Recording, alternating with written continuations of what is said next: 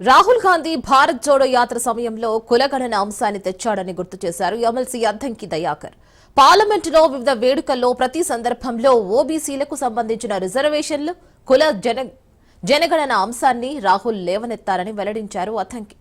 జనగణన ఖచ్చితంగా సాగాల్సిన అంశం, అలాగే జనగణనలో కులగణన ఉండాలనేది ప్రధాన నిర్ణయంగా చెప్పుకొచ్చారు ఆయన.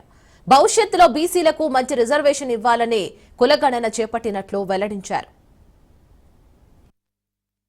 భారత్ జోడో యాత్ర సమయంలో ఇదంతా కూడా గమనించిన రాహుల్ గాంధీ గారు ఈ అంశాన్ని ప్రాధాన్యతతో కూడిన అంశంగా తను ముందుంచి పార్లమెంట్లో వివిధ వేదికల్లో ప్రతి సందర్భంలో జై బాపు, జై భీమ్, జై సంవిధాన్ ఇలాంటి వాటిల్లో కూడా ఓబీసీలకు సంబంధించిన రిజర్వేషన్లు కానీ, కుల జనగణన కానీ, జనగణన అనేది డెఫినెట్ గా సాగాల్సిందే. జనగణనలో కులగణన ఉండాలనేది ప్రధాన నిర్ణయం. అది ఎందుకు అనంటే రేపు భవిష్యత్తులో బీసీలకు కూడా రిజర్వేషన్లు ఇవ్వాలనే తలంపున్నది. నేనంటున్నా ఈ రోజు మహిళా బిల్లు చేసిండ్రు, మహిళా బిల్లు అమలు కావట్లేదు.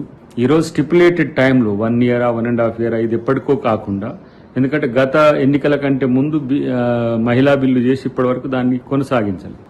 ఇప్పుడు మళ్ళీ బీసీ బిల్లు కూడా రాజకీయ ఎత్తుగడ కాకుండా ఒక స్టిపులేటెడ్ టైం పెడితే డెఫినెట్ గా అటు మహిళలకు ఇటు ఓబీసీలకు న్యాయం జరుగుతుంది. ఇది అంబేద్కర్ గారి యొక్క కళ. ఒకవేళ మీరు ఏదేని కారణాల వల్ల రాజకీయ అవకాశాల కోసమో ఇంకా అవకాశవాదం కొరకు చేసినా డెఫినెట్ గా కాంగ్రెస్ ప్రభుత్వం దాన్ని చేస్తుంది అని ఘంటాపదంగా గతంలోనే రాహుల్ గాంధీ గారు కానీ రేవంత్ రెడ్డి గారు చెప్పిండ్రు. ఇక్కడ ఉన్న వాటిని కూడా కేంద్ర ప్రభుత్వం అమలు చేయకపోతే రాష్ట్ర ప్రభుత్వం అమలు చేస్తుందని మేము నిర్ణయం తీసుకోవడం జరిగింది.